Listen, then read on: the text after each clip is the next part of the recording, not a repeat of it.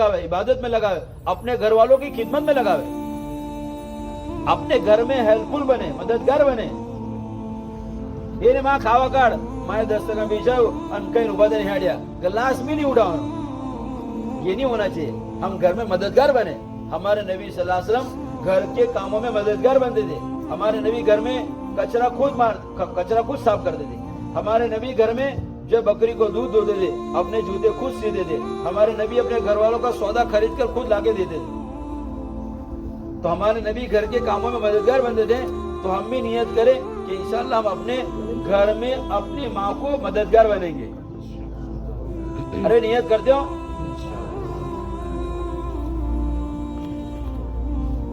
अबे नियत करते हो क्या? इंशाअल्लाह है क्या? इंशाअल्लाह। हाँ ऐसे बोलो ना, पर काका बोलते हैं तो हम बोलो ने, ले क्या करेंगे? हाँ घर में माँ बाप के लिए हेल्पफुल बनेंगे, मुसीबत नहीं बनेंगे। घर में परेशान करना, सताते रहना, नाकाम की जिदे करना, जब फोन मारे જોઈએ, मारे मोबाइल જોઈએ, मारे एक्टिवा જોઈએ, खामखा की जिद न करें। हम घर की हालत और परिस्थिति को समझे। हम कमाने वाले बन जाए, फिर लाइयो ना मोबाइल में एक्टिवा। कौन मना करता है तुमको? तुम खुद कमा के लाइयो। लेकिन अभी अपने माँ बाप पर बोझ ना बने, बल्कि घर में मददगार बने। अपने माँ बाप की खिदमत करे, माँ बाप की बात को माने, समझे। अगर माँ बाप हमें किसी बात पर टोक रहे हैं तो उसको बुरा ना समझे। माँ बाप हमारे भलाई के लिए कह रहे हैं, हमारे फायदे के लिए कह रहे हैं। हम मुंह चढ़ा के बैठ जाते, नहीं खाओ हमारे, क्या है ना, बढ़िया बाप बढ़िया तो नहीं खाओ, मोड़ू चढ़े में बेही जाओ। तो तारा बाप नहीं बोले तो बीजा ना बाप बढ़ जाते। हमारे बाप हमको नहीं कहेगा तो दूसरे का बाप आके कहेगा हमको। उसमें बुरा नहीं लगाने का। बाप माँ बाप हमें कुछ कहते हैं तो हमारी तरबियत के लिए कहते, हमारे नफे और फायदे के लिए कहते। जिसने माँ बाप की नाफरमानी की उसने अल्लाह रसूल की नाफरमानी की, और जिसने माँ बाप की फरमाबरदारी की उसने अल्लाह रसूल की फरमाबरदारी की। अगर हमने माँ बाप को नाराज किया तो अल्लाह नाराज हो जाएगा, और फिर कितनी भी इबादत करेंगे अल्लाह राजी उस वक्त नहीं होगा जब तक कि अपने माँ बाप को राजी न करें। इसके लिए अपने माँ बाप के सामने ना बोले, माँ बाप को आंखें ना निकाले, ऊंची आवाज से उनके सामने ना बोले। हर काम में माँ बाप से मशवरा करे, हर काम उनको पूछ के करे। ये हमारे नबी ने हमको तालीम दी है, और ये इबादत है। दुनिया में नबियों के बाद सबसे ज्यादा मकबूल दुआ हमारे हक में हमारे माँ बाप की है। कंजरी वाले क्या वापस आपस में बातें करते हैं थोड़ी थोड़ी देर में, हैं? क्या काम है? नबियों के बाद सबसे मकबूल दुआ हमारे हक में हमारे माँ बाप की है। हम सबको कहते हैं हजरत दुआ कर जो, हमें सब दुआ कर जो, मन सब दुआ कर जो, बदन कहिए दुआ करवाई घर में है नहीं कदर, उनसे दुआ करवाए। माँ बाप की दुआ ले, माँ बाप की ऐसी खिदमत करें कि माँ बाप की दिल से दुआएं निकले। अरे समझ रहे नहीं समझ रहे? तो अपने माँ बाप की खिदमत करना, माँ बाप के अच्छा सुलूक करना। माँ बाप की खिदमत करने वाले को अल्लाह ताला दुनिया में भी तरक्की देते हैं, माँ बाप की दुआएं लेने वालों। और जिसने माँ बाप को सताया वो मरने के बाद को उसकी सजा मिलेगी, लेकिन माँ बाप की नाफरमानी की नहुसत आदमी को दुनिया में भी भुगतनी पड़ेगी। अरे समझ रहे नहीं समझ रहे? हुजूर सल्लल्लाहु अलैहि वसल्लम का जमाना है, साहबी रसूल है, मौत का वक्त है और कलमा नहीं पढ़ा जा रहा। क्या नहीं पढ़ा जा रहा? कलमा नहीं पढ़ा जा रहा। तो हुजूर सल्लल्लाहु अलैहि वसल्लम खबर दी, हुजूर सल्लल्लाहु अलैहि वसल्लम आए, तहकीक की तो पता चला कि माँ नाराज है। कौन नाराज है बोलो? माँ नाराज है। माँ को बुलाया, कहा तुम्हारा बेटा, मेरा बेटा बहुत अच्छा है लेकिन जबान का बहुत कड़वा है, उसने अपनी जबान से मुझे बहुत तकलीफ पहुंचाई। कौन कह रही है? अरे वो कौन कह रही? माँ कह रही। मुझे उस राज ने कहा कि उसे माफ कर दो। कहना मैं माफ नहीं करूँगा। कहा तुम माफ कर दो, नहीं तो ये मरने के बाद सीधे कहाँ जाएगा? जहन्नम में जाएगा। क्या आपको आप पसंद करते हैं कि आपका बेटा जहन्नम में जाए? कि नहीं यार, का माफ कर दो। तो माँ ने कहा मैंने अपने बेटों को माफ कर दिया। जैसे माँ ने कहा मैंने अपने बेटों को माफ कर दिया, उस बेटे की जुबान पर कलमा जारी होगा और उनका इंतकाल होगा। सोचे नबी का जमाना है, लेकिन माँ बाप की नाफरमानी ये कलमे पर मौत आने पर रुकावट बन रही है।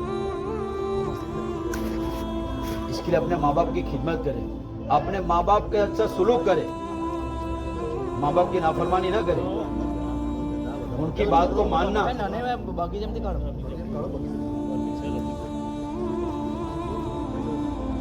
किताबों में एक वाक्य लिखा है, एक आदमी के 4 लड़के थे। कितने थे? वो आदमी जब बीमार हुआ था, छोटे बेटे ने अपने 3 भाइयों से कहा कि तुम बाप की खिदमत करो, सारी प्रॉपर्टी मैं ले लेता हूं। एक ऑप्शन तो ये है। दूसरा ऑप्शन ये है कि मैं खिदमत करूं, सारी प्रॉपर्टी तुम ले लो। तो शू करूं ये, या मैं कोई ऑप्शन सिलेक्ट करूं?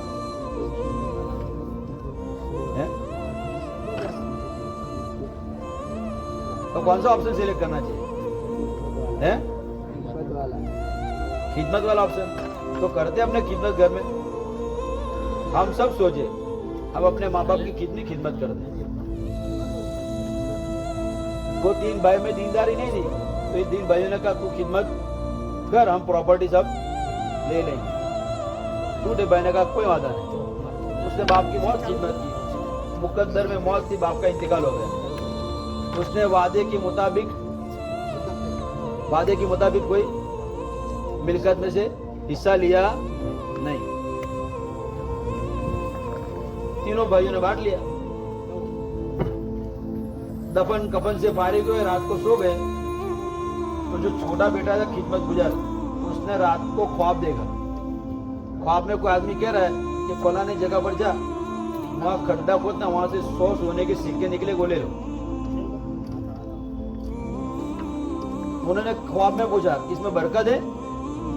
तो कहना बरकत इसमें नहीं है। दूसरे दिन सुबह में बीवी को कहा कैसा मुझे ख्वाब आया। बीवी ने कहा जाओ ना निकाल लो ने। तो कहना बरकत नहीं, इसके लोग मैंने नहीं लिया। तो कहा जाओ ना, एक तो मिलकर में तो लिया नहीं, अब ये सो भी जाएंगे। मेरी बात माना तो मेरी बात सुनते नहीं ने। उसने कहा कि नहीं मेरे को लेना नहीं है, बरकत इसके लिए मेरे को नहीं चाहिए।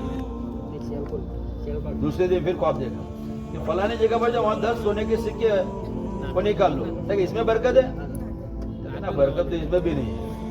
दूसरे दिन फिर बीवी को कहा, बीवी ने कहा मैं नहीं कहा था। 100 के 10 हो गए, ये भी चले जाएंगे, आओ ना निकाल लो। कहना बरकत नहीं, इसके लिए मेरे को नहीं लेना। तीसरे दिन फिर ख्वाब देखा, फलाने जगह जब खोदो 1 सोने का सिक्का निकलेगा। देखिए इसमें बरकत है? कहा इसमें बरकत है। और सुबह में गया, जो जगह बताई थी वहां जाके खोदा, वहां 1 सोने का सिक्का, वो सोने का सिक्का लेके बाजार में गया, उसकी 2 मछलियां खरीदी। कितनी? अरे बोलो कितनी? 2 मछलियां खरीदी। उसको काटा तो दोनों में से एक मोती निकला। क्या निकला?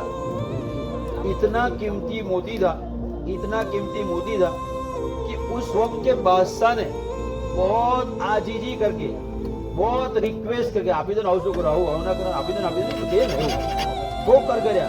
वो आजीजी रिक्वेस्ट करी, 90 खच्चर के वजन के बराबर सोना दिया। कितना? 90 खच्चर केला 90 खच्चर वजन बराबर सोनू आप्યું અને 2 મોતી ખરીદ્યા। तो આપણે એક ખચ્ચરનું વજન આપણે 100 કિલો ગણો તો 90 ખચ્ચરનું વજન કેટલું થયું? અરે वो કેટલું થયું? કેટલું થયું? લા કંજરીવાળા કેટલું થયું? અડગુલવાળા કેટલું થયું? લા અડગુલવાળા કેટલું થયું? અડગુલા બોલતા નહીં કોઈ હે? લા સહી સાહેબ કેટલું થયું? લા બોલો તો ખરી 9,000 किलो। कितना हुआ? 9,000 किलो सोना हुआ। ये काय पर मिला? अरे बोलो, काय पर मिला? बाप की खिदमत पर मिला। कितना काय पर मिला? अरे समझ रहे हो कि नहीं समझ रहे? मालदार बनना है दुनिया में। किसको किसको बनना है मालदार? ला किसको किसको मालदार बनना है? 2-3 को बनना है, सब कुछ फकीर है। ला सबको मालदार बनना है। किसको किसको बनना है? हाथ ऊंचा करो तो आज पक्का जो हाथ ऊंचा करो मालदार हो जाएगा। है? तो मालदार बनने के लिए किसकी खिदमत करने की? बोलो, अपने माँ बाप की खिदमत करने की नियत को इंशाल्लाह माँ बाप की खिदमत करेंगे। कौन कौन नहीं करेगा? सब नियत करते नहीं इंशाल्लाह। माँ बाप की खिदमत करेंगे, अपने माँ बाप को सताएंगे नहीं, अपने माँ बाप का दिल नहीं दुखाएंगे कभी। अगर कभी दिल दुखाए तो क्या करेंगे? माफी मांग लेंगे। क्या करेंगे बोलो?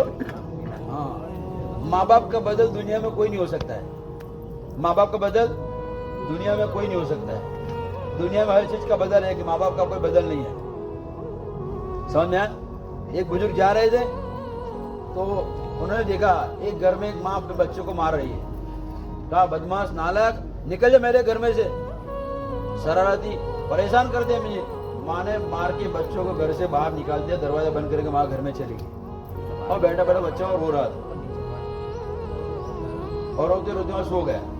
थोड़ी देर के बाद माँ फिर आई ना, तो फिर कहा, बदमाश गया नहीं यहाँ से, नालायक। फिर माँ ने पीटा, चला जा, मेरे घर में चाहिए नहीं तू। फिर दरवाजा बंद करके माँ अंदर चली। वो बच्चा रोते रोते वहां से खड़ा हुआ और गली के नाके पर पहुंचा और तुम्हारा आवाज धीरे करो बुजुर्गो।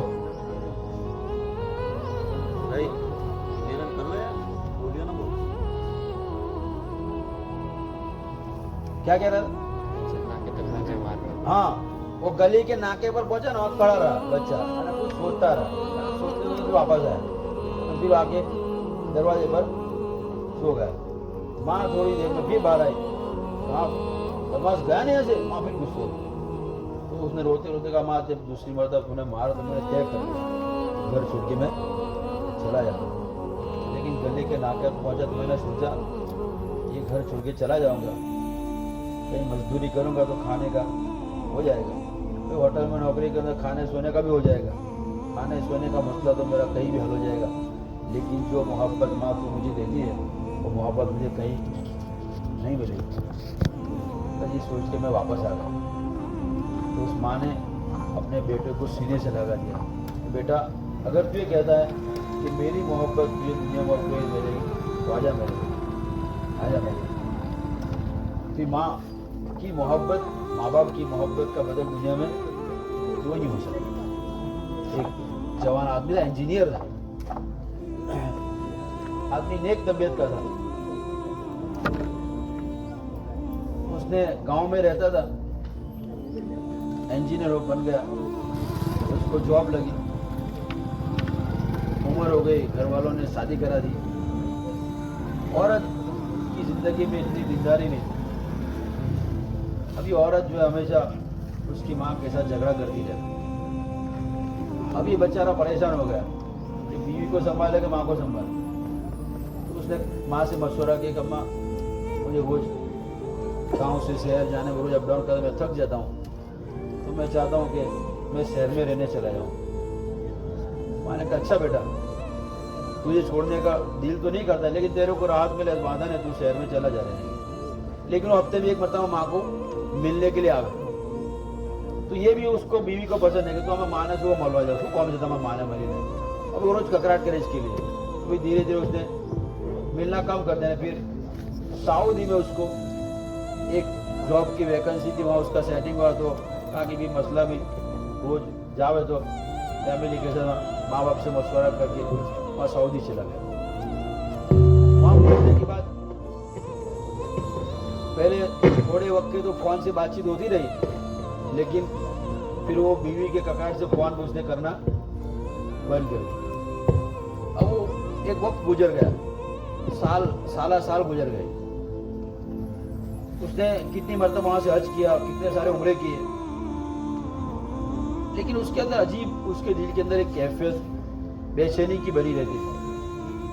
जैसे दिल पर एक लॉक लगा हुआ है, दिल में एक ताला लगा हुआ है, हमेशा एक बेचैनी रहती थी। एक मरतबा हज के सफर में उसकी बुजुर्ग से मुलाकात हुई, तो उस बुजुर्ग से पूछा कि हजरत, मैं नमाजों का भी पाबंद हूँ और इतने मरतबा मैंने हज उम्रा किया, गुनाहों से भी अपने आप को बचाता हूँ, लेकिन मेरे दिल में अजीब एक बेचैनी है, एक दिल पर ताला लगा हुआ, ऐसा मुझे महसूस हो रहा है, क्या वजह है मुझे समझ में नहीं आता, मैं बहुत बेचैन हूँ।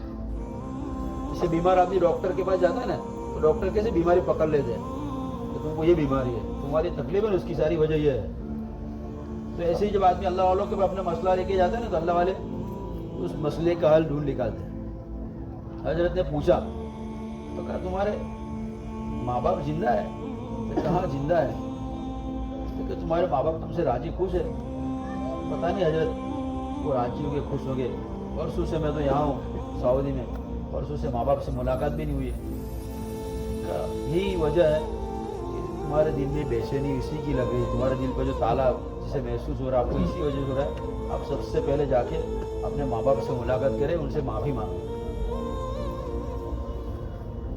तो वो आदमी के अंदर एहसास हुआ है, एकदम बाप की याद आ गई, माँ बाप की याद आ गई। फौरन उसे घर आके बीवी कुछ बता नहीं, मैं इंडिया कुछ काम है उसके लिए जाता, ऐसे करके सीधा इंडिया फ्लाइट बुक करके आ गए, अपने गांव गया। वही उसके कन्फ्यूजन था, पता नहीं माँ बाप जिंदा हो गए, मर गए होंगे। तो बाप का तो इंतकाल हो चुका था, माँ बूढ़ी हो गई थी और लकवा पड़ गया था और खटिया पर पड़ी रहती थी, आजू बाजू वाले खिलाते थे, खा लेती थी। वो डरता डरता घर पहुंचा, पता नहीं माँ कितनी गुस्से हो जाएगी, नाराज हो जाएगी। और डायबिटीज की वजह से बढ़ते बढ़ते आंखों की रोशनी भी माँ की चली गई, लकवा पड़ गया, आंखों की रोशनी चली गई, बिस्तर पर पड़ी रहती थी। वो डरते डरते घर गया और घर में जाके सलाम किया। आवाज सुनकर माँ ने ये जबान से अल्फाज निकाल कि मेरा बेटा तो आ गया। बस मैं अल्लाह से एक ही दुआ कर रही थी कि अल्लाह मौत मुझे दो, इससे पहले पहले मेरे बेटे की मुझे मुलाकात करा दे। बेटा छोड़ के चला गया, माँ बाप की कोई परवाह नहीं की। उसी गम में बाप मर गया, माँ को लकवा लग गया, आंखों की रोशनी चली गई, लेकिन माँ ये कह रही कि मेरे बेटा का मुझे एक मरतबा मुलाकात हो जाए, मरने से पहले मेरे बेटे की एक मरतबा मुलाकात हो जाए। ये माँ बाप का अपनी औलाद के साथ व्यवहार होता है। कितने उम्मीदों के साथ माँ बाप अपनी औलाद को परवरिश करके बड़ा करते हैं, और जब बड़ी होकर औलाद माँ बाप के सामने बोले, माँ बाप को आंखें निकाले, उस माँ बाप के दिल पर क्या गुजरती होगी। हम सोचे इसका एहसास जब आप बाप बनेंगे तब पता चलेगा। इसके लिए अल्लाह ने माँ बाप दिया है, उस नेमत की कदर करें। पूछो उससे जिसकी माँ नहीं है, पूछो उससे जिसका बाप नहीं है, क्या कदर है माँ बाप की, क्या अहमियत है माँ बाप की। अल्लाह ने दिया उस नेमत की कदर करें, चली जाएगी नेमत, फिर अफसोस करेंगे, रोएंगे तन्हाई में, कोई फायदा नहीं होगा। इसके लिए माँ बाप की इज्जत एहतराम करें, उनकी खिदमत करें, उनके सामने ना बोले, उनके अच्छा सलूक करें।